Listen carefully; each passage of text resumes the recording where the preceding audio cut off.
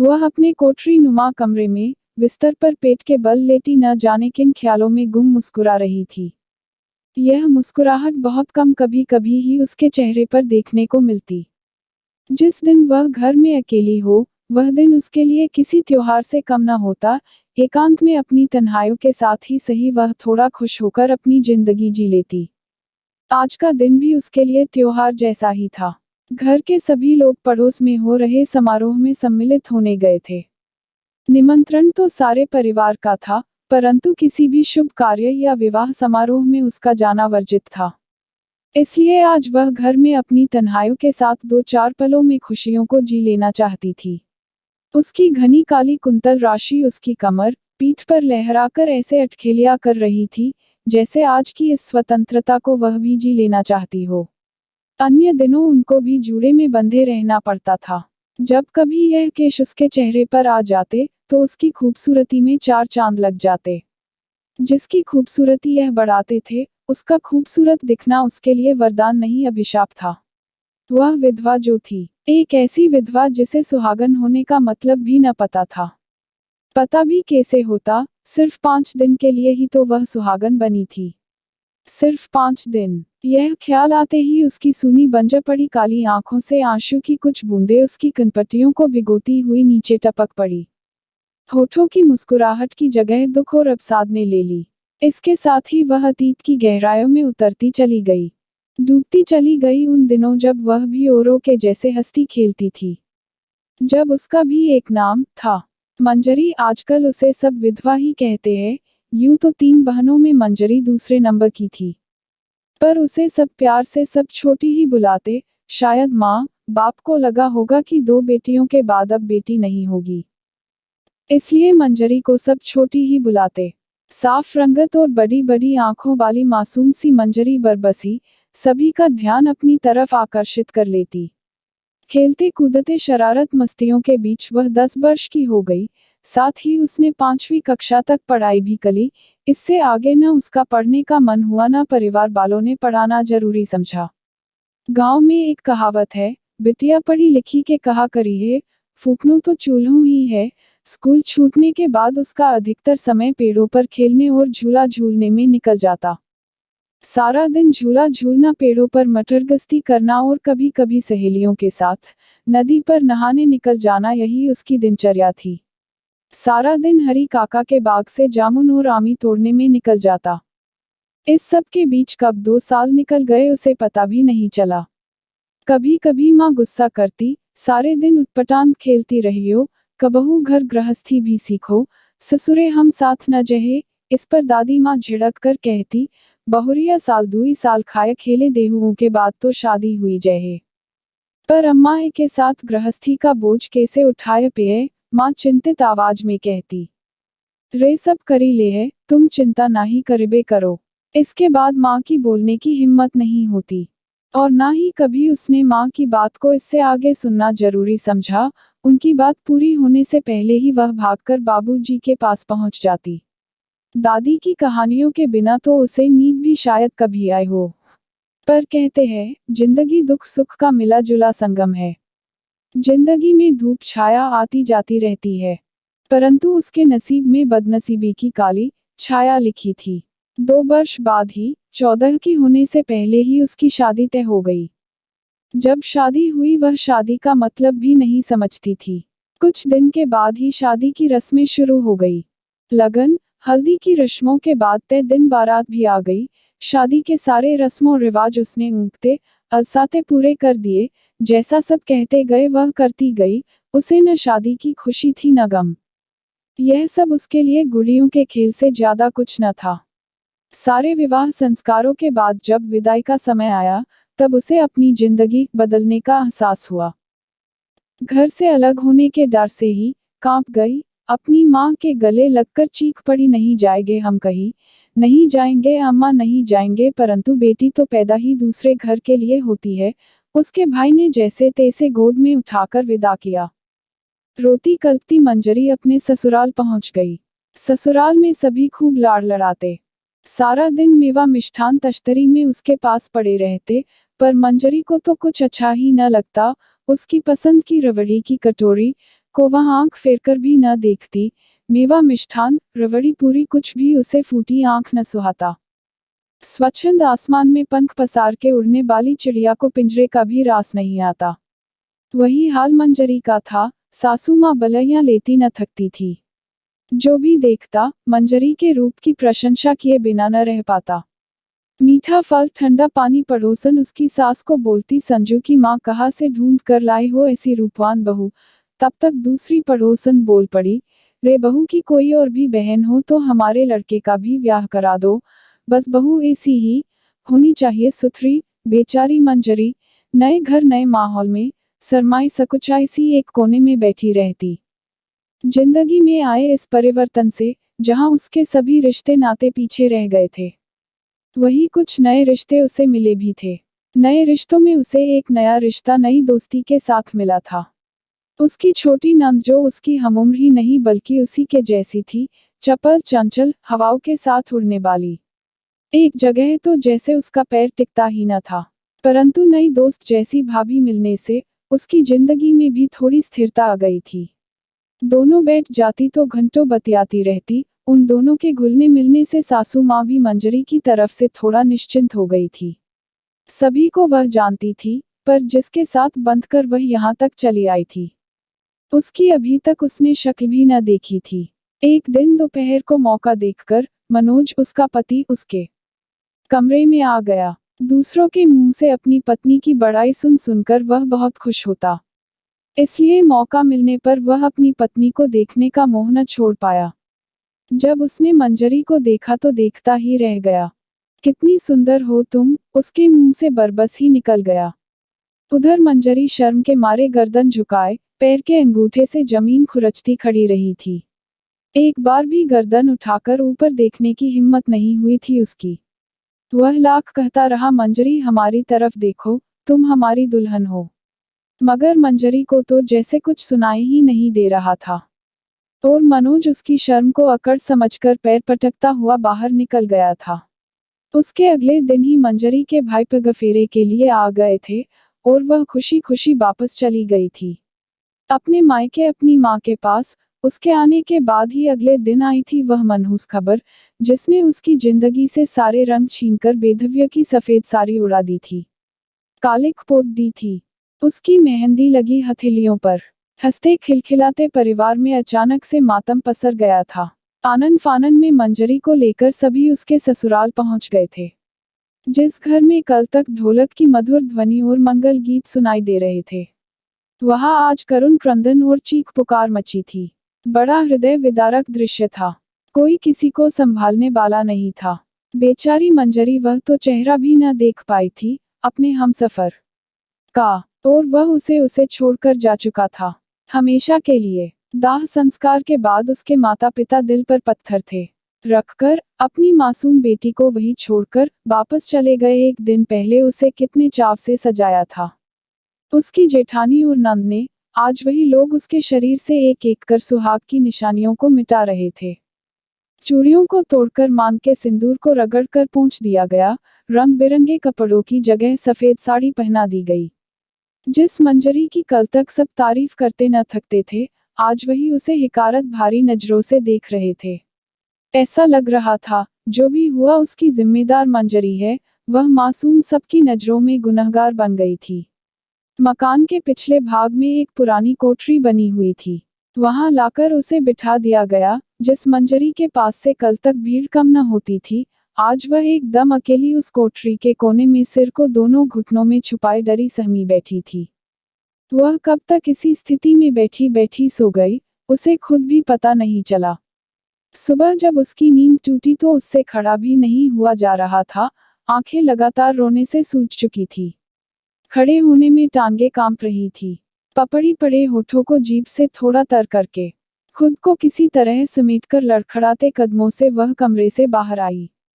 उसको देखते ही सासू माँ चीख पड़ी, कह दो इस मनहूस से अपने कमरे में चली जाए। माँ, मुझे भूख लगी है, वह कातर स्वर में बोली। मेरे बेटे को तो खा गई, अब भी तेरा पेट नहीं भरा, अब क्या मुझको खाएगी। डायन अबिरल अश्रुधारा बह निकली थी उसकी आंखों से। अपनी रही सही हिम्मत को किसी तरह बटोर कोठारी में पहुंचते ही किसी कटे पेड़ की तरह बिस्तर पर डह गई थी। कुछ समय बाद जेठानी आई थी, खाने की थाली को दरवाजे से ही सरका दिया था कमरे में। किसी तरह एक महीना निकला और उसके मायके जाने का दिन सुनिश्चित हो गया। उसे लगा था कि अब उसकी जिंदगी में सब कुछ सही हो जाएगा। सब कुछ पहले जैसा होगा, सब अपना होगा, अपना घर, अपनी गलियां, अपने लोग, सब अपना, सब। खूब खेलेगी, कम्मों, शिब्बों के साथ, कोई रोक टोक नहीं, कोई बंदिश नहीं। अपनी जिंदगी अपने नियमों के साथ जिएगी, किसी दूसरे के दबाव में नहीं। अपनी माँ को सब कुछ बताएगी, उसने इस एक महीने में क्या क्या भुगता। माँ को देखते ही दौड़ पड़ी थी, उनके गले से लिपटने के लिए। रो रो कर सब कुछ कह देना चाहती थी, पर माँ ने अपने सीने से नहीं लगाया, दूर से ही रोक दिया था, गले लगने से। क्यों, यह वह समझ नहीं पाई थी। जाने कितनी देर बैठी बैठी रोती रही थी, पर आज माँ भी और सबकी तरह कठोर हो गई थी। एक बार भी माँ ने गले नहीं लगाया, बस दूर बैठकर आंसू बहाती रही थी। शायद उनकी भी कोई मजबूरी रही होगी। शायद समाज के बंधनों ने उनकी ममता को भी बांध दिया था। समाज के बनाए नियम भारी पड़ गए थे माँ की ममता पर। बस दादी ही इकलौती थी, जो उसे सीने से लगाए पीठ और सिर पर हाथ फेरकर समझाने और चुप कराने की कोशिश करती रही थी। उसके दुख को उनसे ज्यादा शायद कोई समझ भी नहीं सकता था। आखिर वह भी तो विधवा ही थी। अब पहले जैसा कुछ न था। सुहागिनें अगर सुबह सुबह उसे देख लेती तो वितृष्णा से मुंह फेर लेती। जिन लोगों के बीच वह खाई खेली पली बड़ी थी, वह उससे अनजान जैसा व्यवहार करते। उसकी सहेलियां जिनके गले में बाहें डालकर वह गलियों में घूमा करती थी, वह उसके पास आने से ऐसे कतराती जैसे वह विधवा न होकर कोई छूत की बीमारी हो। कुछ उसकी किस्मत, कुछ समाज के नियम और लोगों की निष्ठुरता। सबने मिलकर एक मासूम बच्ची को इस कदर तोड़ा कि हंसती खेलती मंजरी को जिंदा लाश बना दिया। 10 दिन बाद ही ससुराल से संदेश आ गया, वह लोग उसे ससुराल में नहीं रखना चाहते थे। उनका कहना था, जब बेटा ही नहीं रहा तो बहू का क्या करेंगे। अगले दिन ही बाबूजी उसे लेकर ससुराल आ गए थे। परिवार के कुछ बड़े बुजुर्गों को बुलाकर उन्हें सारी बात से अवगत कराया गया। एक दो लोगों ने कहा भी, दूसरी शादी कर दो बेटी की, अभी उसकी उम्र ही क्या है, पहाड़ जैसी जिंदगी कैसे काटेगी। तब बाबूजी ने मूंछों को ताव देकर शान से कह दिया था, ठाकुरों की बेटियों की डोली एक बार ही उठती है। जिस घर में भी वह जाती हैं, वहां से उनकी अर्थी ही निकलती है। सर्वसम्मति से उसे ससुराल में रखने का फैसला लिया गया। उसे भी कोई फर्क नहीं पड़ा, पड़ता भी क्यों, उसके लिए तो मायका ससुराल एक जैसे हो गए थे। जो अंधकार उसकी जिंदगी में फैला था, उसमें सारे रिश्ते बिखर गए थे, सभी अपने खो गए थे।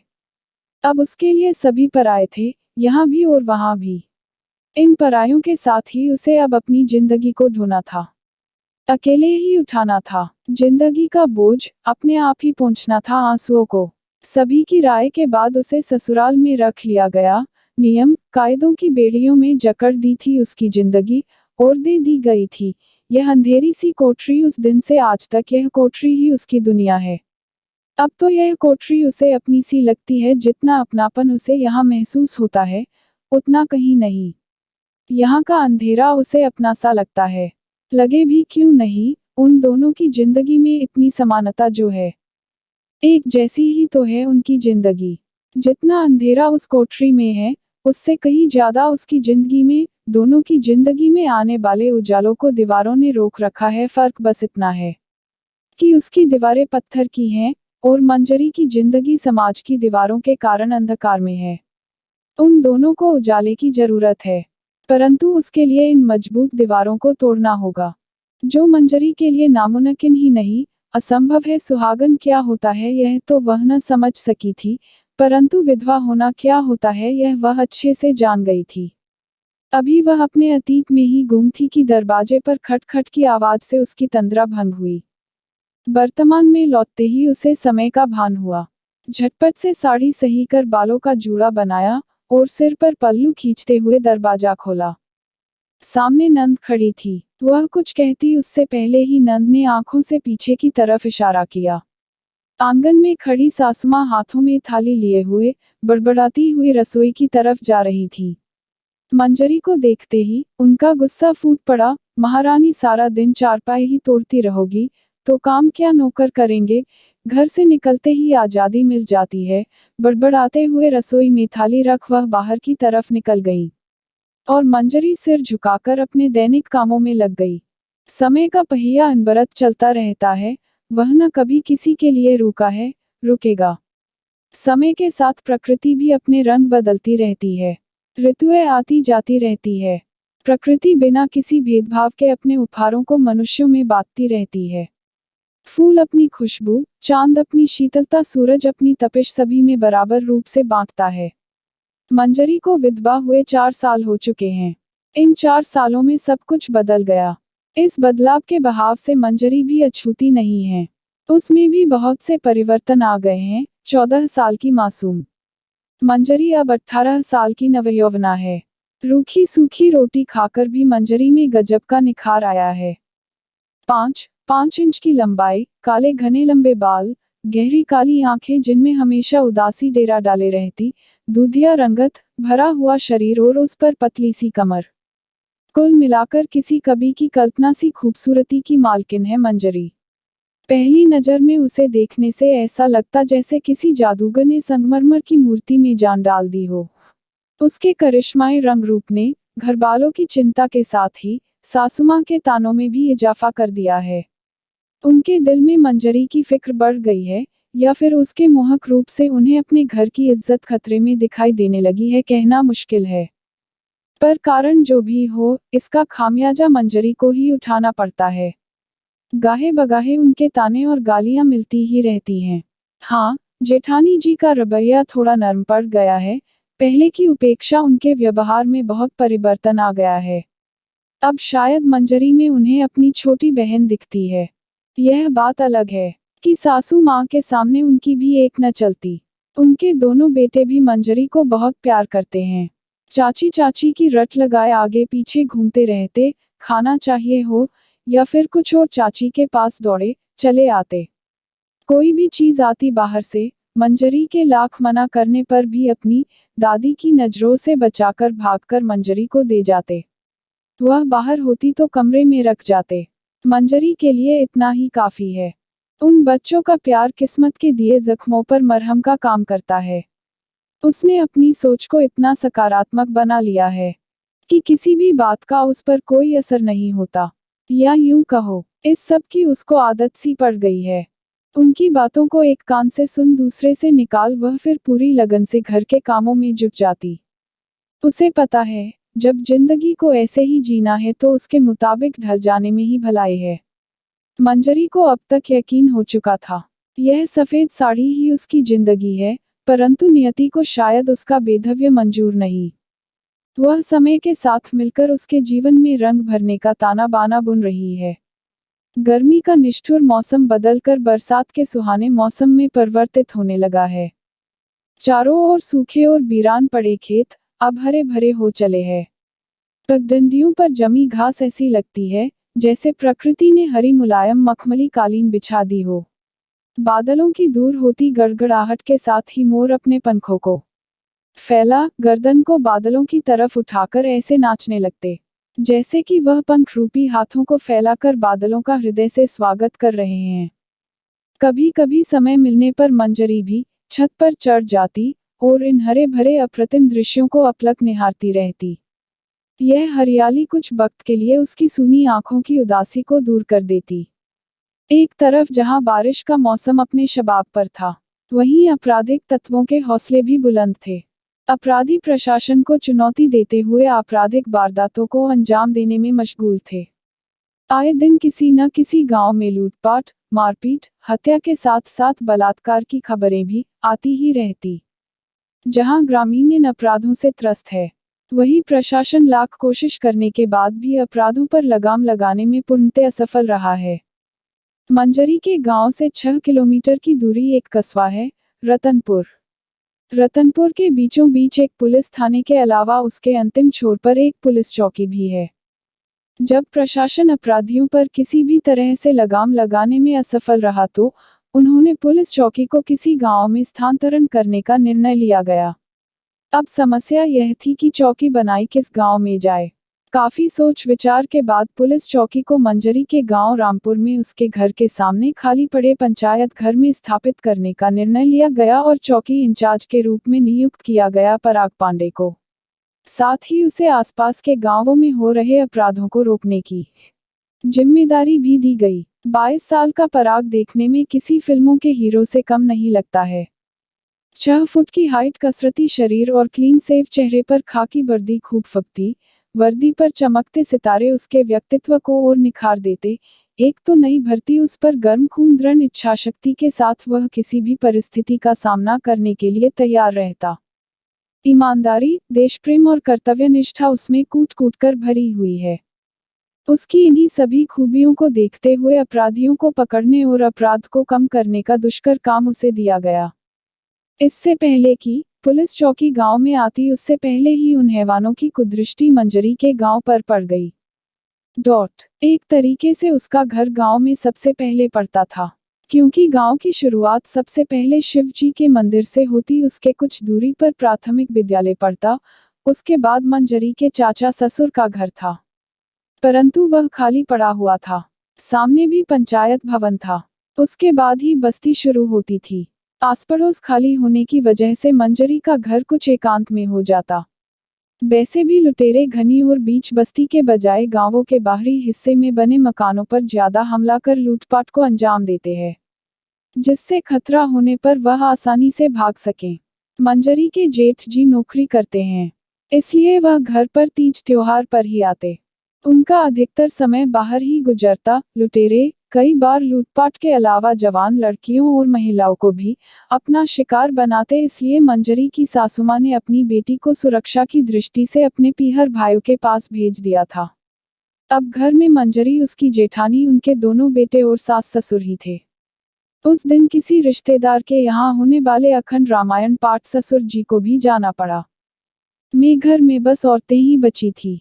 शाम से हो रही हल्की हल्की बूंदाबांदी ने मौसम को ठंडा और खुशगवार बना दिया। शाम को खाना बनाकर उसने जेठानी को आवाज दी, दीदी, माँ को खाना परोस दीजिए, नहीं तो ठंडा हो जाएगा। आई छोटी, जरा बच्चों को भी बुला दूं, टाइम से खाना खा ले, आज मौसम भी ठीक नहीं है।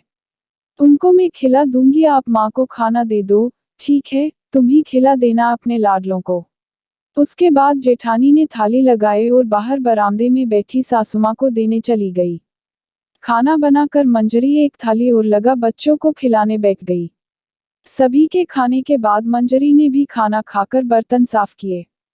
जब तक जेठानी ने सभी के बिस्तर लगा लिए, सभी कामों को खत्म कर मंजरी कुछ देर के लिए छत पर चली गई। हल्की पड़ती बारिश की फुहारें अब थम चुकी थी।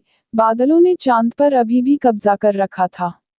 घने बादलों के बीच चांद अपने वर्चस्व की लड़ाई लड़ते हुए बादलों को परे धकेलकर अपनी दूधिया रोशनी से धरती को नहला उठता।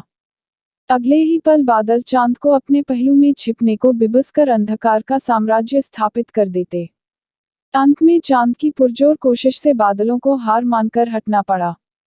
अब चांद की चांदनी में सारा वातावरण चमक रहा था। चारों तरफ धुला धुला सा लग रहा था, जैसे कि भगवान की बनाए इस तस्वीर को बारिश ने धोकर धूल मिट्टी को साफ कर दिया हो।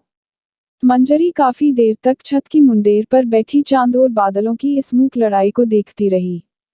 परवान चढ़ती रात और मौसम की ठंडक ने जब मंजरी को थपकी दी तो नींद मंजरी को अपने आगोश में भरने को मचलने लगी। नींद को अपनी तरफ दबे कदमों से आते देख मंजरी उठकर नीचे आ गई और कोठरी के सामने पड़े टीन सद में बिस्तर कर लेट गई। सारे दिन की थकान से पस्त मंजरी बिस्तर पर पड़ते ही नींद के आगोश में समाती चली गई। आंगन के दूसरे तरफ बरामदे में लेटे घर के बाकी सदस्य भी सो चुके थे। एक पहर बीत जाने के बाद मंजरी की नींद मकान के पिछले गेट पर हो रही खटपट की आवाज से टूटी। शायद घर का कोई सदस्य पेट हल्का करने के लिए पीछे गया है। यह सोच उसने दोबारा आंखें बंद की ही थी कि किसी अनहोनी की आशंका से झट से आंखें खोल वह पीछे दरवाजे की तरफ लपकी, लेकिन तब तक देर हो चुकी थी।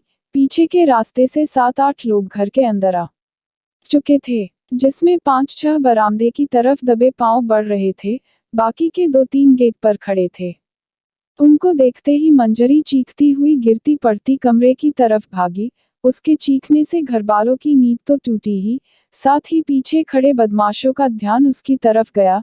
जब तक मंजरी कमरे में पहुंच दरवाजा अंदर से बंद करती, किसी के जोरदार धक्के ने किवाड़ों को खोलते हुए उसे पीछे की तरफ धकेल दिया। दरवाजे को बंद करने की असफल कोशिश करती मंजरी पीछे की तरफ गिरती चली गई। अपने बचाव में अंधेरे में ही हाथ से दीवार को पकड़ने के चक्कर में उसके हाथ में कील लग गई और उसमें से गरम गरम खून टपकने लगा। खुद को संभाल अभी वह खड़ी भी नहीं हो पाई थी। हाथ में टॉर्च लिए उस हैवान ने कमरे में कदम रखा। टॉर्च की रोशनी में मंजरी की कंचन सी काया और रूप को देखते ही उसकी लाल लाल शैतानी आंखें जुगनू की तरह टिमटिमाने लगी। वह घुटनों में खुद को छुपाने की नाकाम कोशिश करती मंजरी के पास जाकर उकटू पंजों के बल बैठ गया। एक हाथ से टार्च को पकड़ दूसरे हाथ को मंजरी की तरफ बढ़ाया ही था कि खुद को बचाने की कोशिश में मंजरी ने उसमें धक्का मार दिया। अकस्मात हुए इस हमले से वह खुद को संभाल न सका और एक तरफ को झुकता चला गया। टॉर्च उसके हाथ से छूट फर्श पर गिर पड़ी। इस बीच पूरी ताकत बटोर मंजरी दरवाजे की तरफ भागी। इससे पहले कि वह दरवाजे तक पहुंचती उसने फुर्ती से बाहर की तरफ भाग रही मंजरी के पैरों में अपना पैर फंसा दिया। भागती मंजरी खुद को संभाल न सकी और जोरदार चीख के साथ दरवाजे पर ही गिर पड़ी। उसका सिर लोहे के बने गेट में लगते ही आंखों के सामने अंधेरा छा गया और वह अपने होश खो बैठी। इससे पहले कि वह दोबारा उठकर मंजरी के पास पहुंचता, उसके साथी ने आवाज दी, गुरु यहाँ से जल्दी निकलो, इस लड़की की चीख से गांव वाले जाग गए हैं। अगर वह यहाँ आ गए तो जान बचाना मुश्किल हो जाएगा। इतना सुनते ही वह लुटेरा बाहर की तरफ भागा। भागते हुए उसने एक नजर मंजरी की तरफ देखा। अचानक उसको न जाने क्या सूझा, वह वापस मुड़ा और मंजरी को बाहों में उठाने लगा। उसको कमरे में मुड़ते देख उसका साथी भी दौड़ते हुए उसके पीछे आया। गुरु, इसको कहाँ ले जा रहे हो? आज तक मालपानी तो बहुत लूटा, आज हुस्न लूटते हैं। मंजरी को बाहों में उठाए हुए ही वह पीछे के दरवाजे से खेतों के उस तरफ खड़ी अपनी गाड़ी की तरफ बढ़ने लगे। इधर मंजरी की चीख से घरवालों के साथ साथ पड़ोस की छत पर सो रहे लोगों की भी आंख खुल गई। वस्तुस्थिति को भांपते ही उनके लड़के ने फायर करना चालू कर दिया, जिससे बदमाश तो भागे ही, साथ ही बाकी गांव वालों की नींद भी टूट गई। सब आनन फानन में अपने अपने असलहों के साथ मंजरी के घर की तरफ दौड़ पड़े। गोलियों की तड़तड़ाहट और गांव में उठते शोर से पराग पांडे को किसी घटना का अंदेशा हो गया। उसने तुरंत अपनी पुलिस जिप्सी का रुख रामपुर की तरफ मोड़ दिया। दूसरी तरफ ग्रामीणों की तरफ जवाबी फायरिंग करते हुए अपने साथ मंजरी को उठाए वाहन के करीब आते जा रहे थे। गांव में पहुंच जब पराग पांडे को पता चला कि बदमाश किसी महिला को उठा ले गए हैं, तुरंत मोर्चा संभाल उसने चारों तरफ से बदमाशों की घेराबंदी शुरू कर दी। एक तरफ से ग्रामीण और दूसरी तरफ से पुलिस के बढ़ते दबाव से आखिर बदमाशों के पैर उखड़ने लगे। गुरु, लड़की को छोड़ो, जान बचाओ, पुलिस ने घेराबंदी शुरू कर दी है। इसके साथ ही मंजरी को खेतों में छोड़ बदमाश जान बचाकर भाग निकले। बदमाशों के भागते ही पुलिस और ग्रामीण जिस तरफ से बदमाश भागे थे उस तरफ खेतों में जाकर तलाश करने लगे। टॉर्च लाइट से आसपास के खेतों में तलाश करते पुलिस वाले की नजर अचानक खेत की पगडंडी पर चमकती किसी सफेद चीज पर पड़ी।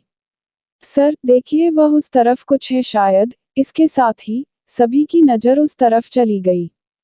पराग ने ऑर्डर दिया, कोई भी व्यक्ति पहले वहां नहीं जाएगा, पहले पुलिस को अपना काम करने दीजिए। इसके साथ ही पुलिस कांस्टेबल को उसने ग्लव्स लाने का आदेश दिया। ग्लव्स हाथों पर चढ़ा, हाथ में टॉर्च लिए वह उस तरफ बढ़ गया। पास जाकर देखा उसने, वह सफेद कपड़ों में लिपटी कोई लड़की ही थी। Sukhram, hold it. Yes sir. Torch Sukhram को पकड़ाकर वह उस लड़की के पास गया। चेहरे पर पड़े बालों को एक तरफ कर उसने नाक के सामने उंगली लगाकर उसके जिंदा होने की पुष्टि कर दी। उसको घर तक पहुंचाने के लिए कोई राजी न था और खुद चलकर जाने की स्थिति में वह थी नहीं। इसलिए पराग ने उसे दोनों हाथों में उठाया और ग्रामीणों के द्वारा बताए घर की तरफ बढ़ चला। घर पहुंचकर मंजरी को बल्ब के उजाले में लिटा गाड़ी से तुरंत फर्स्ट एड किट लाने का आदेश दिया। किट से कॉटन निकालकर हल्के हाथों से घाव साफ करके मलहम लगा पट्टी बांध खड़ा होते हुए बोला, यह बिल्कुल सही है, बस डर की वजह से बेहोश है, अभी इन्हें आराम करने दीजिए, सुबह तक इन्हें होश आ जाएगा, सुबह आकर मैं पूछताछ कर लूंगा। मंजरी की जेठानी कुसुम ने भी हाथ जोड़ जी साहब कह दिया। इसके बाद पराग दोबारा अपनी ड्यूटी पर निकल गया। सुबह की पहली किरण के साथ मंजरी ने भारी पलकों को खोल इधर उधर देखा। रात की घटना का स्मरण होते ही वह सिर से पैर तक सिहर उठी। सर में बहुत तेज दर्द का आभास होते ही उसका हाथ माथे की तरफ उठ गया। हाथों की उंगलियों से माथे को टटोल उसने प्रश्नसूचक निगाहों से पास खड़ी जेठानी की तरफ देखा।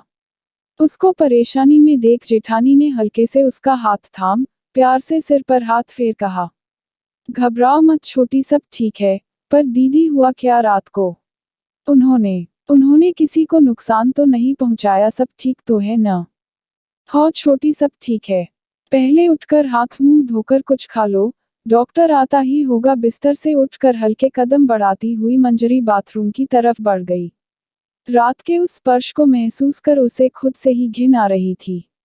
हाथ मुंह धुलने के लिए आई मंजरी नल के नीचे बैठ घिस घिस कर खुद को साफ करने लगी।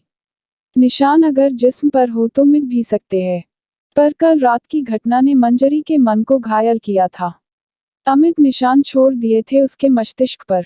जेठानी ने आकर झिझोड़ कर कहा, क्या कर रही हो छोटी? दीदी अब मैं क्या करूंगी? गले से लिपटकर रोती मंजरी के मुंह से बस इतना ही निकला, कुछ नहीं हुआ छोटी, सब ठीक है। माँ कल रात से तुम्हारे लिए परेशान है, सारी रात तुम्हारे पास बैठी रही। बाबूजी को जैसे ही पता चला वह रात में ही सीधा घर आ गए। तुम्हें होश में न आते देख डॉक्टर को लेने गए हैं। मंजरी को सांत्वना देते हुए उसकी जेठानी ने कहा। शायद उन्होंने उसके मन के डर को पढ़ लिया। जेठानी के हाथ का सहारा लिए वह बाथरूम से बाहर निकली और अपने कमरे में जाकर कपड़े बदल बाल सुखाने लगी। तब तक जेठानी नाश्ता लेकर आ गई।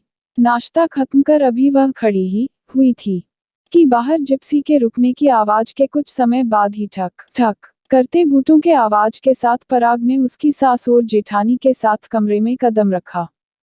अचानक से पुलिस की वर्दी में सामने खड़े पराग को देख मंजरी घबरा कर एक झटके में चारपाई से उतर कोने में खड़ी हो गई। ऐसा करते हुए असावधानी में उसके सिर से पल्लू सरक गया और उसकी सुंदर रेशमी लटें उसके चेहरे पर बिखर गई। जल्दी से बालों को कानों के पीछे खोस पल्लू सही कर वह कोने में खड़ी हो गई। पराग ने जब मंजरी को देखा तो एकटक देखता ही रह गया। उसके लिए वैसे लड़कियों की कमी नहीं थी। वह खुद भी बहुत स्मार्ट था। एक तो उसकी गवर्नमेंट जॉब, उस पर उसका आकर्षक व्यक्तित्व, सोने पर सुहागा वाले मुहावरे को सार्थक करता। उसके आगे पीछे खूबसूरत लड़कियों की लाइन लगी रहती, मगर जो उसकी निगाहों में चढ़ जाए ऐसी कोई आज तक नहीं मिली। पर मंजरी को देखते ही उसे अलग सा एहसास हुआ। मन ही मन उसने सोचा, इस सादगी में भी इतनी खूबसूरती। बनाने वाले ने बड़ी फुर्सत से बनाया है इस लड़की को। उसकी निगाहें मंजरी से हट ही नहीं रही थी कि तभी मंजरी की जेठानी की आवाज से उसकी तंद्रा भंग हुई। छोटी है साहब, रात की घटना के बारे में तुमसे कुछ बात करना चाहते हैं। अच्छे से सोच समझ के इनके सवालों का जवाब देना। मंजरी ने हाँ में गर्दन हिला अपनी मौन स्वीकृति कर दी। साहब आपको क्या पूछना है? आप पूछ सकते हैं। जाहिर एक गिलास पानी मिलेगा? जी, कहते हुए कुसुम कमरे से बाहर निकल गई। थोड़ी देर में वापस आकर पानी का गिलास उसने पराग के हाथ में पकड़ा दिया। 2 घूंट पानी पीकर पराग ने उससे पहला सवाल किया, तुम्हारा नाम क्या है? मंजरी। मंजरी ने धीरे से कहा। तो कल क्या हुआ था? आप एक एक कर सारी बात मुझको बताओ। उसके बाद मंजरी ने सारी घटना सिलसिलेवार पराग को बता दी। क्या आपको उनको चेहरा याद है? ज्यादा नहीं साहब, पर सामने आने पर पहचान लूंगी। उन्होंने आपका अपहरण करने की कोशिश की है। आप चाहें तो उनके नाम एफआईआर दर्ज करवा सकती हैं। उसके इस सवाल पर मंजरी ने अपनी घनी पलकों को उठाकर सासुमां की तरफ देखा। उसकी बड़ी बड़ी काली आंखें और उस पर काली घनी भारी पलकों को उठाकर जब उसने ऊपर की ओर देखा तो अनायास ही उसकी निगाहें पराग की निगाहों से टकरा गई। पराग को अपनी तरफ एकटक निहारता देख मंजरी ने घबराकर अपनी आंखों को झुका लिया। उसकी इस हरकत पर पराग के चेहरे पर मुस्कान बिखर गई। मंजरी की आंखें इतनी सुंदर और निश्चल थी कि कोई भी उसकी आंखों को पढ़ सकता था। पराग भी मंजरी की आंखों में उसकी बेबसी पढ़कर समझ गया कि जो भी निर्णय होगा वह उसके घरवाले लेंगे। जब निर्णय उसका नहीं तो उससे बात करने से भी कोई फायदा नहीं। अच्छा तो माताजी मैं चलता हूँ, बेमन से खड़े होते हुए पराग ने कहा। जी साहब फिर आइएगा, अभी संजू के बाबूजी घर पर नहीं है, बाकी जो है आप उन्हीं से पूछ लीजिए। जी अब मिलना मिलाना तो होता रहेगा, आज शाम तक हमारा पूरा स्टाफ यहाँ आ जाएगा, उसके बाद तो हो सकता है दिन में 1-2 बार आपको भी तकलीफ दे। निकट भविष्य में उनके घेर आने और मंजरी से जान पहचान बढ़ाने के उद्देश्य से पराग ने पहले ही बड़ी चालाकी से अपना रास्ता साफ करते हुए कहा, अरे यह तो हमारे लिए सौभाग्य की बात है, इसमें तकलीफ कैसी। इसके साथ ही एक सरसरी नजर मंजरी पर डाल वह दरवाजे की तरफ बढ़ गया। दरवाजे पर पहुंचकर अचानक उसे कुछ याद आया। उसने पलटकर मंजरी को देखते हुए कहा, इनको टिटनिस का इंजेक्शन जरूर लगवा देना, लोहे की कील लगी है हाथ में। इसके साथ ही तेज तेज कदम बढ़ाते हुए वह कमरे से बाहर निकल गया। उसके बाहर निकलते ही मंजरी ने एक लंबी सांस खींची और सभी के जाते ही बिस्तर पर लेट गई। अभी उसको लेटे हुए 5 मिनट भी नहीं हुए थे, तब तक डॉक्टर भी आ गया। आकर उसने मंजरी के जख्मों को साफ कर ट्यूब लगाकर पट्टी कर दी और टिटनिस के साथ साथ एक नींद का इंजेक्शन भी दे दिया। बाहर आकर उसने मंजरी को सासुमा को समझाते हुए कहा, इनको सोने देना, जितना यह सोएगी उतना ही इनके लिए अच्छा है। इन्हें शारीरिक आराम से ज्यादा मानसिक शांति की जरूरत है जो सोने से ही मिलेगी। टैबलेट और जख्मों पर लगाने के लिए ट्यूब देने के बाद डॉक्टर भी निकल गया। आज सारा दिन जहां मंजरी का आराम करने में गुजरा, वहीं पराग सारा दिन बेचैनी में इधर उधर घूमता रहा।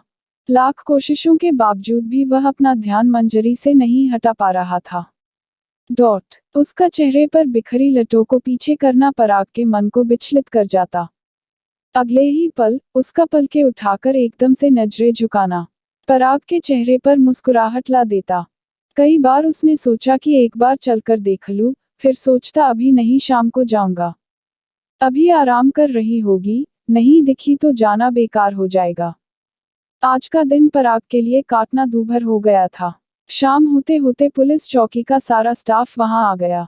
सब कुछ सेट करके उन्होंने खाने पीने की व्यवस्था करनी शुरू कर दी। इधर पराग मौका मिलते ही मंजरी के घर पहुंच गया। मंजरी के ससुर को नमस्ते कर वह उनके पास बैठकर बात केस के सिलसिले में बात करने लगा।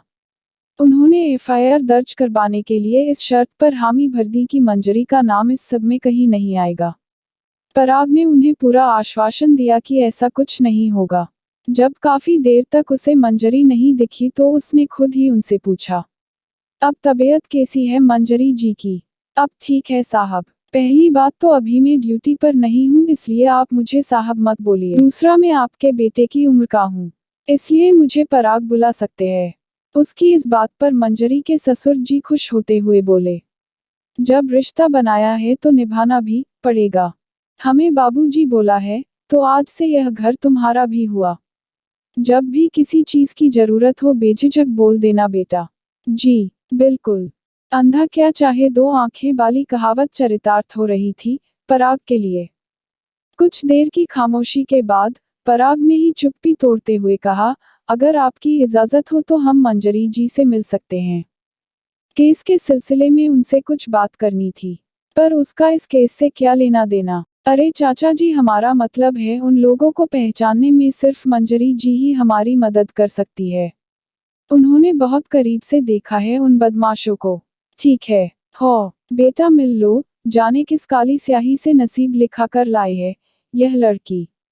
इतना कहकर मंजरी के ससुर जी वहां से उठकर गांव की ओर बैठने के लिए चले गए।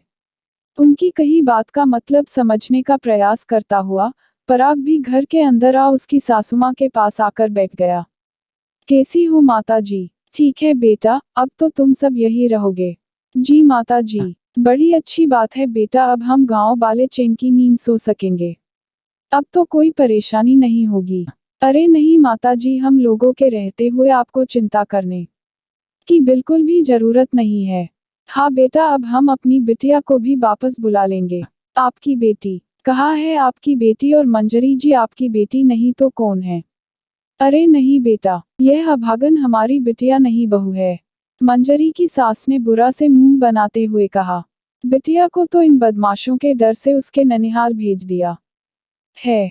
बहू है? अभागन है का क्या मतलब? अरे कुछ नहीं बेटा, तुम इस सब में मत पड़ो। पराग ने इससे आगे कुछ पूछना उचित नहीं समझा। वैसे भी यह उनका पारिवारिक मामला है, इतनी जल्दी ज्यादा कुछ पूछना या कहना सही नहीं। यह सोच पराग चुप रहा। इससे पहले कि सन्नाटा फिर से अपने पैर फैलाता, पराग ने ही चुप्पी तोड़ते हुए कहा, माताजी वह मुझे मंजरी जी से कुछ बात करनी है। हो बेटा, अपने कमरे में ही होगी, आज तो सारा दिन आराम ही फरमाया है महारानी जी ने। सासू माँ की जुबान पर आई कड़वाहट को पराग ने साफ साफ महसूस किया। परंतु यह कड़वाहट थी किसके लिए, उसके या मंजरी के, वह समझ न सका। कहीं उन्हें शक तो नहीं हो रहा मुझ पर? नहीं, मैंने तो ऐसा कुछ भी नहीं कहा। वह कहावत है न कि इंसान के अंदर चोर हो तो वह हर बात पर शक करने लगता है।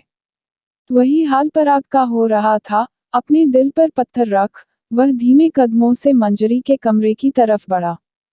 अपने कमरे में बिस्तर पर घुटनों को मोड़कर सोई पड़ी मंजरी ऐसी लग रहा थी जैसे नींद में भी खुद को समेटने की या कुछ छुपाने की कोशिश कर रही है। उसके चेहरे पर फैली मासूमियत को देख पराग कुछ समय के लिए सब भूल गया। उसने मन ही मन सोचा, इतनी मासूम लड़की अभागन कैसे हो सकती है?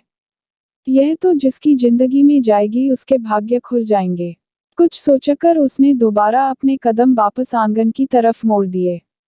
उसको तुरंत वापस आता देख सासू माँ ने पूछा, क्या हुआ बेटा, वापस क्यों आ गए? बात हुई नहीं? नहीं माताजी, वह सो रही हैं, इसलिए वापस आ गया। कोई बात नहीं, उन्हें आराम करने दो, कल सुबह कर लूंगा बात। इतना बोल वह दरवाजे की तरफ बढ़ा ही था कि पीछे से सासू माँ की आवाज सुनाई दी, अरे बेटा कहाँ चल दिए? खाना बन गया है, खाकर जाना। नहीं माताजी, मेस में खाना बन रहा है, वही खा लूंगा। ऐसे कैसे परसी थाली छोड़कर नहीं जाते? खाने की थाली लिए आती हुई कुसुम ने कहा। नहीं मैनमा, आप परेशान न हो, मैं सच में मेस में खा लूंगा। हम इतने बुरे हैं क्या पराग जी? जी, मैं समझा नहीं। आपने सभी से रिश्ता बना लिया, मैं ही क्या इतनी बुरी हूँ जो मुझे मैनमा बोलते हो? मैं आपकी बड़ी बहन जैसी हूँ। कुसुम ने उदासी से मुंह लटकाकर कहा। जी बिल्कुल, आपका छोटा भाई बनना मेरे लिए सौभाग्य की बात होगी।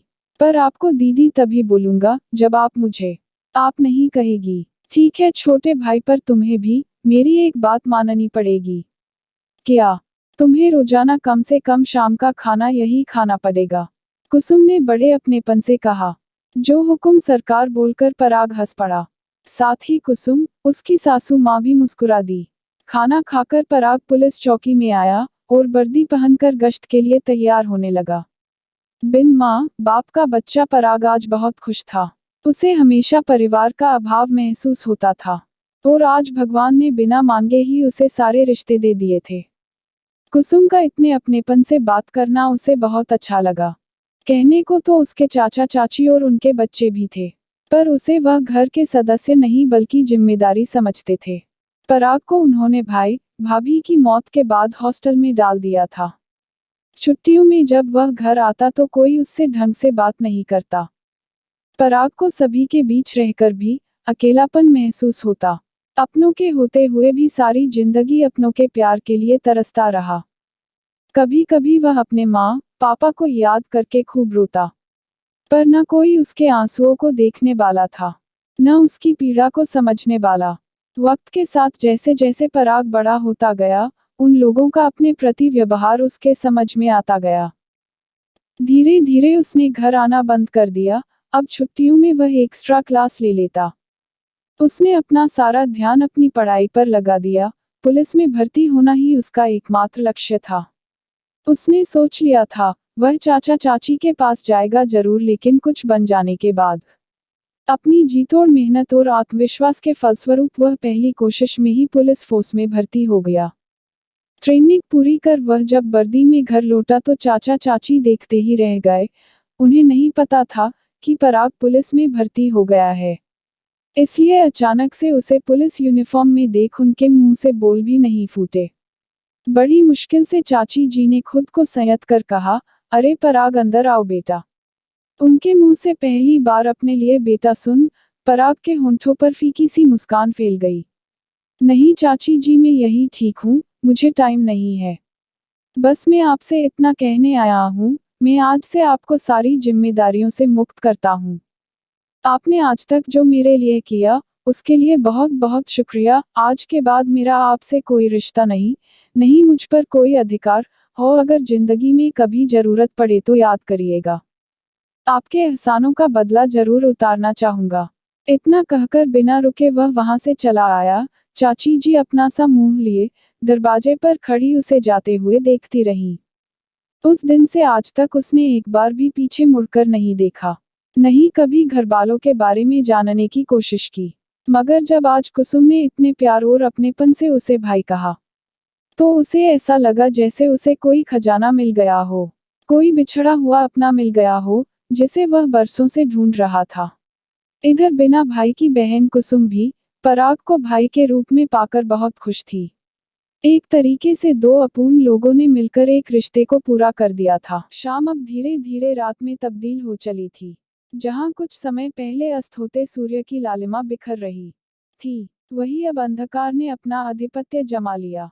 पराग भी अपनी पुलिस टीम के साथ नाइट ड्यूटी पर जा चुका था। इधर मंजरी को दवाई का असर था या कुछ और, वह सुबह से बेहोश सो रही थी। शाम को जब सभी खाना खा पीकर निवृत्त हो गए तब कुसुम ने जाकर मंजरी को जगाया। उठो छोटी, खाना खा लो। अभी इस वक्त खाना? हाँ सभी लोग खा चुके हैं, तुम भी खा लो, दवाई भी तो लेनी है ना। खाना बन गया? उसने आश्चर्य से पूछा। हाँ। आपने मुझे जगाया क्यों नहीं? मुझे भी आज पता नहीं क्या हो गया है, कितना भी सो लूं नींद कम पड़ जाती है।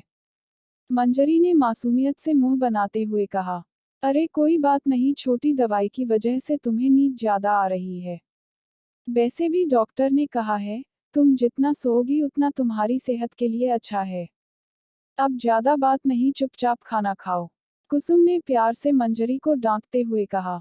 मंजरी ने खाने की थाली ली और चुपचाप बैठकर खाना खाने लगी।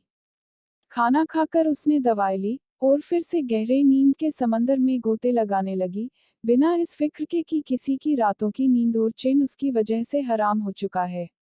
इधर सारी रात ड्यूटी करने के बाद चौथे पहर पराग वापस चौकी आ गया। आकर उसने पुलिस यूनिफॉर्म उतारी और सोने के लिए छत पर चला गया। सुबह 8 बजे आसपास के कोलाहल से उसकी आंख खुली। अंगड़ाई लेकर वह जैसे ही खड़ा हुआ, उसकी नजर सामने की छत पर कपड़े फैलाती मंजरी पर पड़ी। किसी सफेद कमल के जैसी सफेद साड़ी में लिपटी मंजरी कपड़े फैलाने में इतनी मग्न थी कि सामने की छत पर उसे एकटक देखते हुए पराग पर भी उसकी नजर नहीं गई। कपड़े फैलाने का तार थोड़ा ऊंचा होने की वजह से वह पैरों पर पंजों के बल खड़ी हो उचक उचक कर कपड़े डाल रही थी, जिससे उसकी कमर बार बार पल्लू से झांकने लगती। शायद कोई छोटा कपड़ा था जो ऊपर तार तक नहीं पहुंच रहा था। उसको इस तरह बार बार प्रयास करते देख एकदम से पराग की हंसी खुल गई। उसके हंसने से मंजरी का ध्यान पराग की तरफ गया, उसे अपनी तरफ देख वह एकदम से झेप गई। क्या हुआ मंजरी जी, मैं मदद कर दूं? पराग ने हंसते हुए कहा। उसके इतना बोलते ही मंजरी घबराकर नीचे चली गई। उसकी इस अदा पर एक बार फिर मर मिटा पराग। आपने तो सुबह बना दी, देवी जी बड़बड़ाते हुए पराग भी नीचे की तरफ चला गया। क्या हुआ सर, बड़े खुश लग रहे हैं, सुबह सुबह कोई खूबसूरत सपना देख लिया क्या? उसको मुस्कुराता देख सुखराम ने भी हल्की मुस्कुराहट के साथ पूछा। नहीं यार, सपने में नहीं, मैंने तो हकीकत में उसे देखा है। किसे देख लिया आपने हकीकत में? सुखराम के इतना बोलते ही पराग का ध्यान अपनी कही बात पर गया। उसने तुरंत बात को संभालते हुए कहा, अरे यार मैं तो गांव की खूबसूरती की बात कर रहा था। कितनी खूबसूरत सुबह है न यहाँ की। सो तो है साहब, सुखराम ने उसकी बात से सहमत होते हुए कहा। सुखराम के सर हिलाते ही वह वहां से खिसक लिया।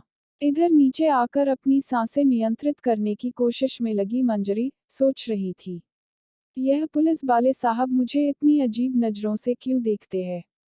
मुझसे तो कोई सीधे मुंह बात करना पसंद नहीं करता, और यह मुझे देखकर हंस रहे थे। इस क्यों का जवाब उसने खुद ही ढूंढ लिया। शायद उन्हें अभी तक पता नहीं कि मैं विधवा हूँ। जिस दिन पता चल जाएगा उनका व्यवहार भी औरों जैसा हो जाएगा। विधवा, यह शब्द याद आते ही एक बार फिर उसके चेहरे पर मायूसी फैल गई। हया से चमकती आंखों में उदासी ने अपना डेरा डाल लिया। अपने कमरे से निकल वह खाना बनाने में जेठानी जी की मदद करने रसोई घर की तरफ चली गई।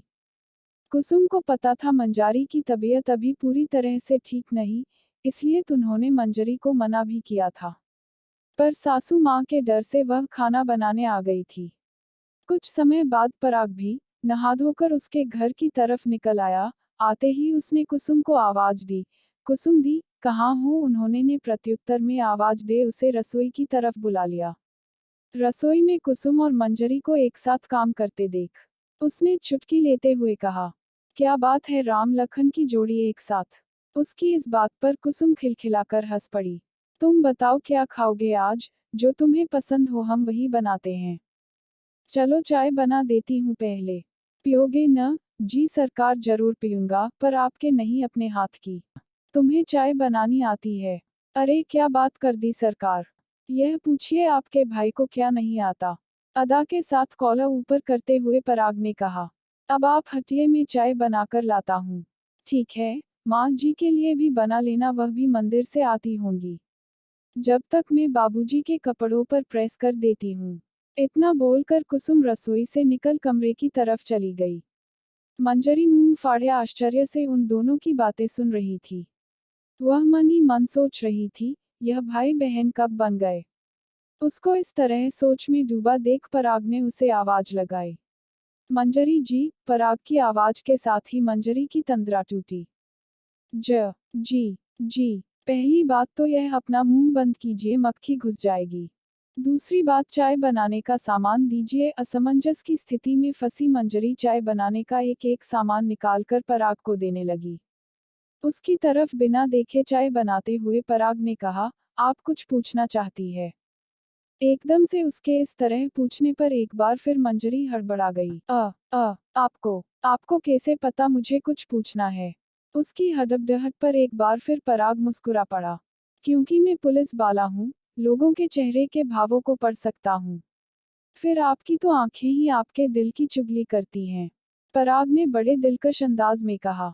दिल शब्द सुनते ही मंजरी का दिल जोर जोर से धक धक कर फुल स्पीड में धड़कने लगा। आज तक उससे किसी ने इस तरीके से बात नहीं की थी। अभी वह अपनी धड़कनों को कंट्रोल करने की कोशिश कर ही रही थी कि पराग चाय में चीनी डालते हुए बोल पड़ा। मंजरी जी, आपका दिल इतनी जोर से क्यों धड़क रहा है? कहीं जाने की जल्दी है इसे, जो इतनी तेजी से भाग रहा है? मंजरी ने अपने आप को किसी तरह कंट्रोल कर पलके झुकाए हुए कहा, मैं अभी आती हूँ। पर आपको पूछना क्या था? वह तो पूछ लेती, कुछ नहीं, उसने ना में सिर हिलाते हुए कहा, और इसके साथ ही वह करीब दौड़ने वाले अंदाज में रसोई से निकली। एक बार फिर पराग खिलखिलाकर हंस पड़ा। उसने मन ही मन सोचा, क्या लड़की है यार, जहां बाकी लड़कियां पास आने को बेकरार रहती हैं, वही इसे भागने की जल्दी रहती है, जैसे मैं इसे खा जाऊंगा। कुछ भी हो मंजरी जी, आपकी इसी अदा पर तो फिदा हम हैं। इधर चाय बनकर तैयार हो गई, तो पराग 3 कप में चाय डालकर बैठक की तरफ बढ़ गया। उसकी आंखें रसोई से निकलते हुए मंजरी को ढूंढ रही थी, मगर वह कहीं दिखाई नहीं दी। तभी दूर से आते संगीत की धुन उसके कानों में पड़ी। आंखों की गुस्ताखियां माफ हो।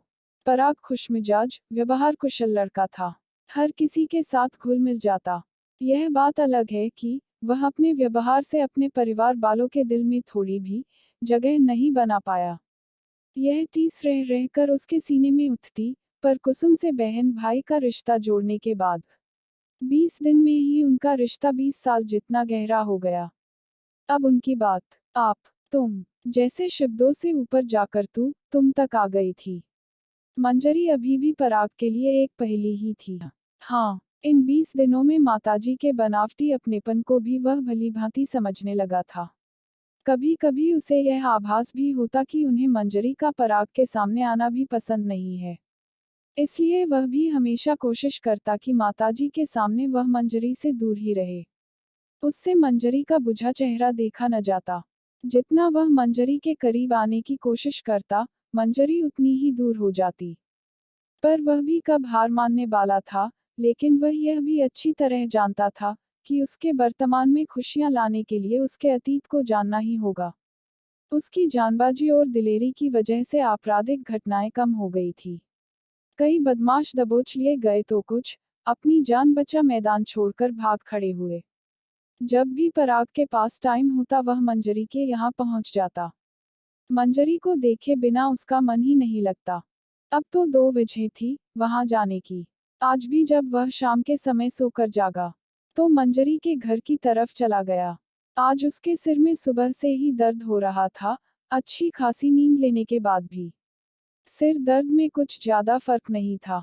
उसने मंजरी के घर पहुंच आंगन में बैठी उसकी सासू माँ को नमस्कार कर उनके बगल में ही कुर्सी डालकर बैठ गया। उसकी सासू माँ भी उससे हालचाल पूछने लगी। तब तक सूखे कपड़े लिए कुसुम भी आ गई।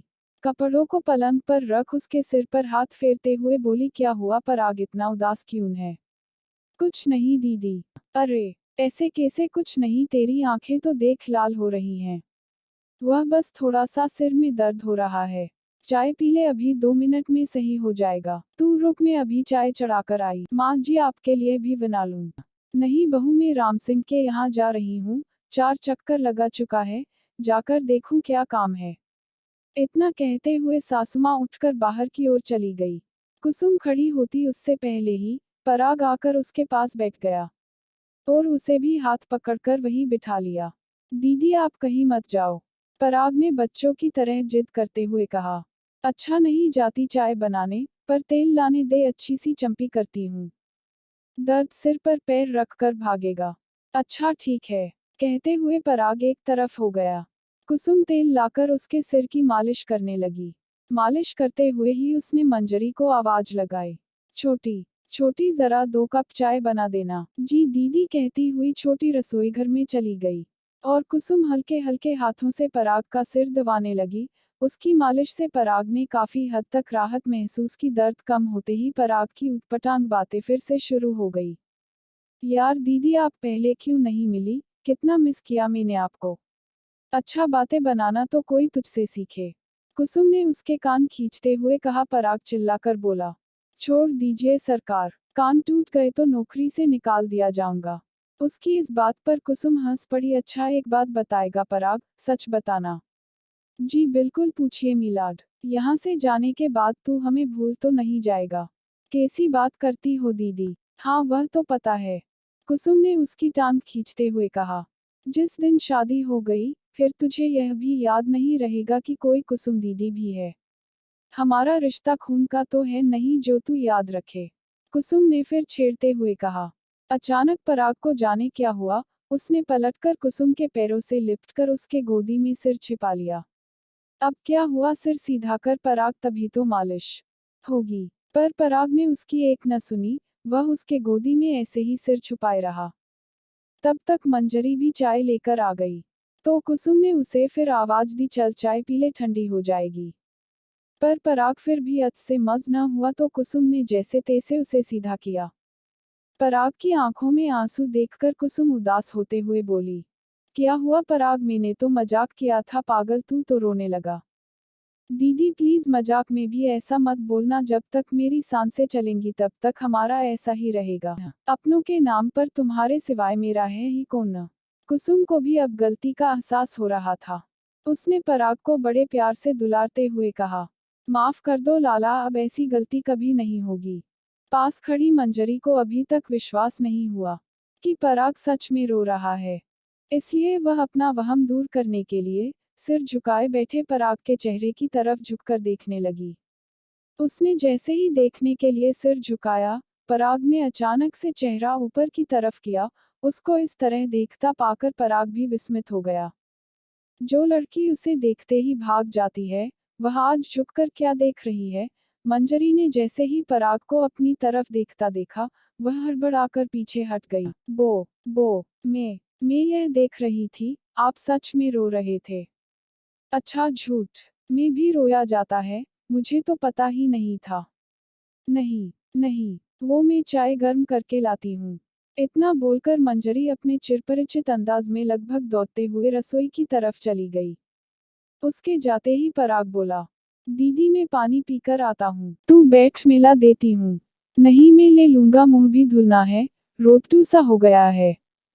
उसकी इस बात पर कुसुम हंसते हुए बोली ठीक है, जा तब तक मैं कपड़े रख कर आती हूँ। इतना बोलकर कुसुम कपड़े उठाने लगी और पराग उठकर बाथरूम की तरफ चला गया।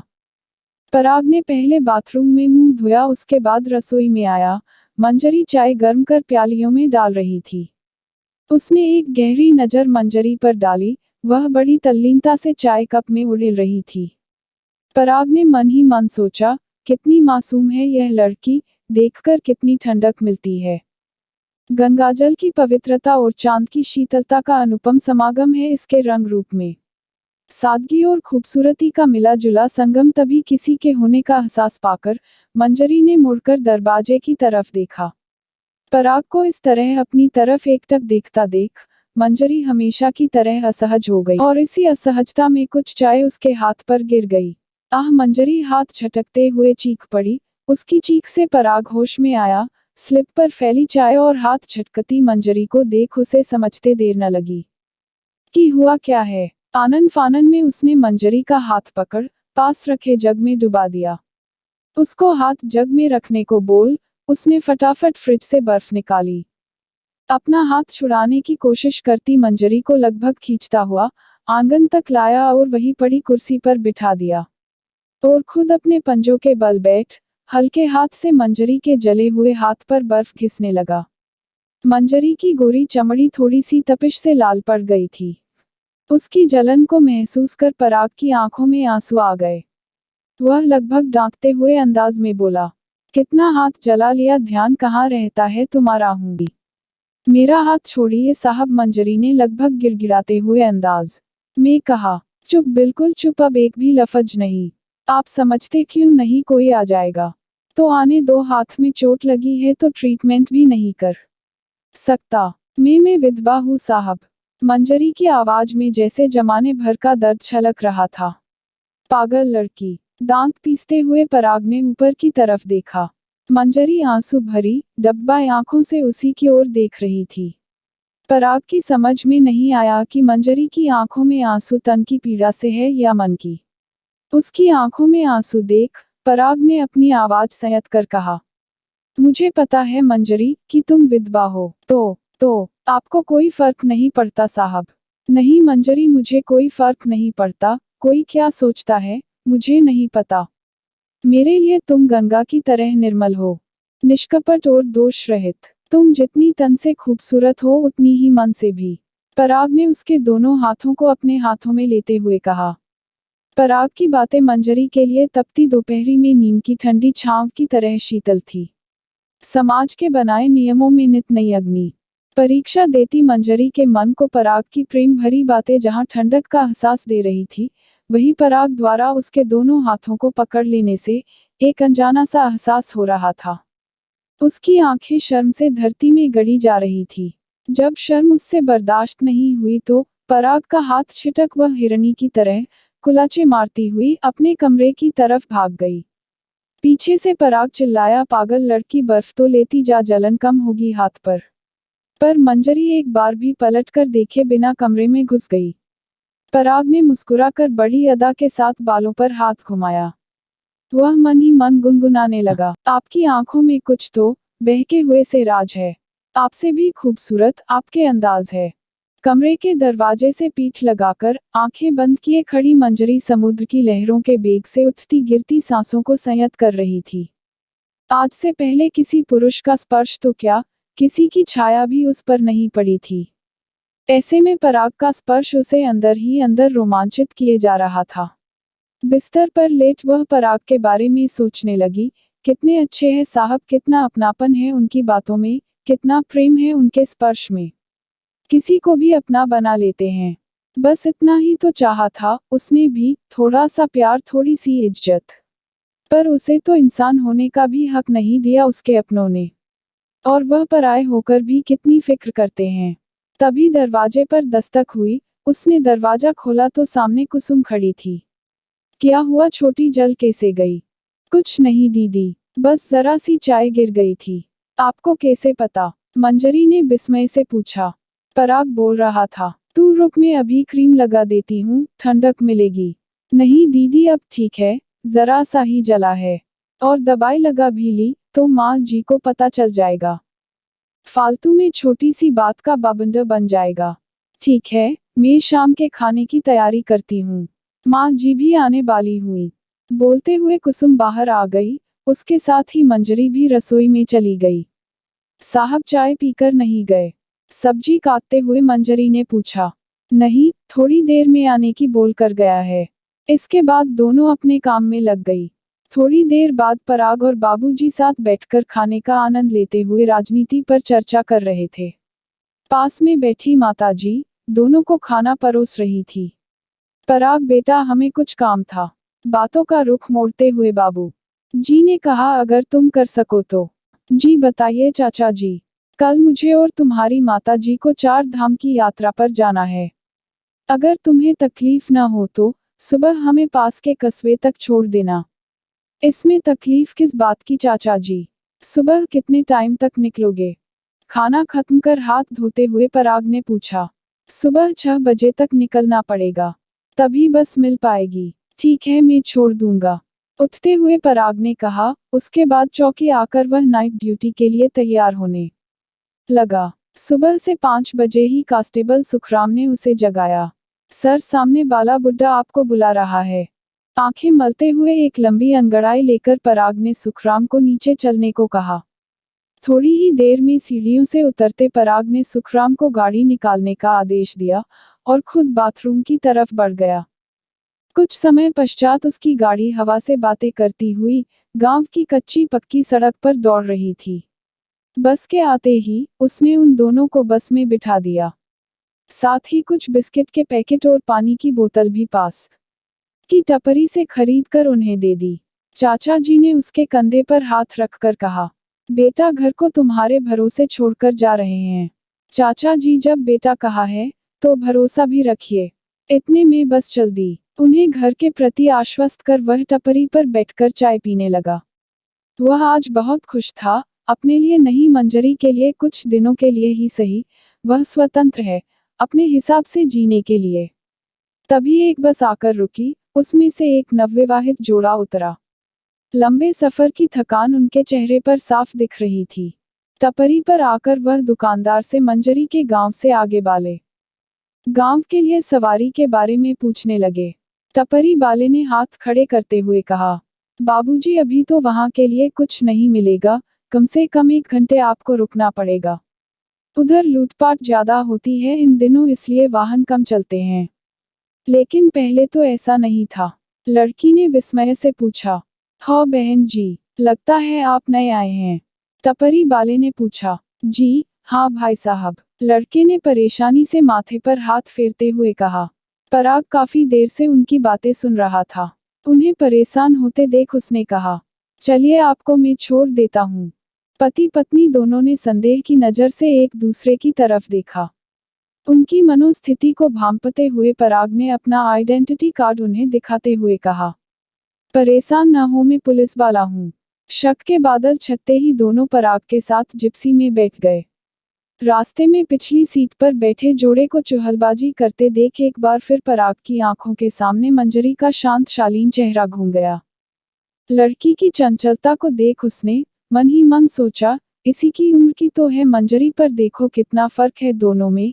एक यह है जो सामने वाले की सुन नहीं रही अपनी बातों के आगे, और एक मंजरी है नपीतुली सीमित बात करने वाली, जिस उम्र में उसे पहाड़ी नदी के वेग की तरह गतिमान होना चाहिए था। उस उम्र में समाज के कुछ ठेकेदारों ने नियमों का बांध लगाकर उसे शांत जलाशय बना दिया है। अपने विचार सागर में गोते लगाता पराग उन्हें उनके गांव के बाहर तक छोड़ वापस चौकी आ गया। पराग खुद को फिट रखने के लिए नियमित रूप से छत पर सुबह सुबह वर्कआउट करता था। आज भी वापस आते ही वह छत पर चला गया, परंतु तब तक उगते सूरज की सुनहरी धूप चारों तरफ फैल चुकी थी। उसने अपना बिस्तर समेटा और नीचे आकर पीछे की तरफ बने झरोखे के सामने चारपाई डालकर लेट गया। खेतों की तरफ से आती ठंडी हवा के झोंकों से उसकी पलकें बोझिल होने लगी। तभी पुलिस थाने से फोन आ गया। किसी जरूरी काम से उसे अर्जेंट बुलाया था। जल्दी से बिस्तर छोड़ तैयार हो वह कस्बे के लिए निकल गया। इधर सारा दिन पराग के न आने से मंजरी मन ही मन परेशान थी। पराग की बातों की उसे आदत हो चुकी थी, वह उसके सामने भले ही नहीं आती, पर मन के किसी कोने में पराग का इंतजार बना रहता। उसका बात करना और उलझना मंजरी को अच्छा लगने लगा था। उसने कई बार गेट से झांककर सामने देखने की कोशिश भी की, पर न तो पराग ही दिखा, न ही उसकी आवाज सुनाई दी। आज जब सारा दिन पराग नहीं दिखा, तो मंजरी के मन को आशंकाओं ने आ घेरा। विस्मयादिबोधक चिन्ह, कहीं साहब चले तो नहीं गए यहाँ से? नहीं जाते तो कम से कम दीदी से मिलकर तो जाते। विस्मयादिबोधक चिन्ह, हो सकता है जब मैं कोठरी में थी तब आए हों और जल्दबाजी में बाहर से ही मिलकर चले गए हों। जब जाना ही था तो एक बार मुझे भी बता देते। लेकिन मुझे क्यों बताते, रिश्ता ही क्या है मुझसे? जब रिश्ता नहीं था तो इतनी परवाह क्यों करते थे? पर उनका तो स्वभाव ही ऐसा था। अपने आप से ही सवाल जवाब करती मंजरी रो पड़ी। क्यों साहब, क्यों? जब ऐसे ही जाना था तो आए ही क्यों, आखिर क्यों? भगवान, हर कोई मेरी ही भावनाओं से खेलता है। क्या गलती है मेरी? शाम को मन हल्का करने के लिए वह छत पर चली गई। नजरें बार बार उचटती हुई पुलिस चौकी की छत पर चली जाती। काश साहब किसी जरूरी काम से वापस आए हो और छत पर आ जाए। कितना सुखद एहसास होगा उसके लिए। वह अपने बेचैन मन को झूठी तसल्ली देकर शांत करने की नाकाम कोशिश करती रही। जब उसका मन किसी भी तरह शांत नहीं हुआ तो वह नीचे आ गई, कुसुम के लाख कहने पर भी एक निवाला उसके गले से नहीं उतरा। उसे हुआ क्या है, यह खुद मंजरी भी नहीं समझ पा रही थी। शायद प्यार के पहले एहसास ने उसके दिल के दरवाजे पर दस्तक दे दी थी। कुछ दिन पहले जो हाल पराग का था, वही हाल आज मंजरी का था। आज शाम से ही आसमान में गहरे काले बादलों ने डेरा डाल लिया था। रात होते होते शुरू हुई बूंदाबांदी अब बारिश का रूप लेने लगी थी। मंजरी को ऐसा लग रहा था जैसे उसके साथ बादल भी रो रहे हैं। यह इंसान की विशेषता होती है, वह प्रकृति को अपने मन के भावों के अनुरूप ही देखता है। जहां खुशी के समय उसे बादल नाचते हुए लगते हैं, दुख और उदासी में वही बादल उसे रोते हुए प्रतीत होते हैं। इस भावना से मंजरी भी अछूती न थी, इसीलिए आज बादल भी उसे रोते हुए लग रहे थे। चारपाई पर लेटी मंजरी इधर उधर करवटें बदल रही थी कि तभी दरवाजे पर दस्तक हुई। दरवाजे की आहट सुनकर उसके दिल में उम्मीदों का बुझता दिया फिर से फड़फड़ाने लगा। बिजली की फुर्ती से खड़ी होकर मंजरी ने भागकर दरवाजा खोला। रात होने और खराब मौसम की वजह से पराग ने बस एक बार गेट बजाया और वापस जाने के लिए मुड़ा ही था कि मंजरी ने दरवाजा खोल दिया। सामने लोवर टी शर्ट में खड़े पराग को देखकर मंजरी का दिल खुशी से उछल पड़ा। उसका मन किया कि पराग के सीने से लगकर खूब रोए। खुद पर लाख नियंत्रण करने के बाद भी उसकी आंखों में आंसू झलक आए, जिन्हें पराग ने सामने लगे बल्ब की अंदर आती झीनी सी रोशनी में देख लिया था। खुद की भावनाओं को जैसे तैसे नियंत्रित कर उसने लड़खड़ाती आवाज में कहा, आप वापस आ गए। आंखों के आंसू और लड़खड़ाती आवाज मिलकर पराग से मंजरी के बेचैन मन की चुगली कर गए। उसका मन किया कि मंजरी को अपनी बाहों में कसकर भींच ले। मैं कहाँ गया था, आज आप आए नहीं तो मुझको लगा कि आप चले गए। अरे यार, आज जरूरी काम से थाने जाना पड़ा, बस अभी लौटा हूँ। अंदर आइए, बाहर भीग जाओगे आप। एक तरफ को हटते हुए मंजरी ने कहा। दीदी सो गई क्या? अंदर आते हुए पराग ने पूछा। हाँ शायद, आपके लिए खाना लगा दूं?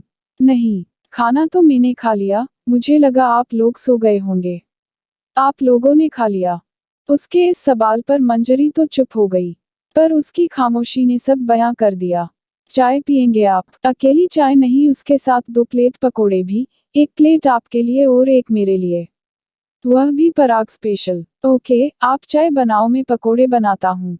इतना कहकर पराग मंजरी रसोई में अपना अपना काम पहले करने की होड़ में जुट गए।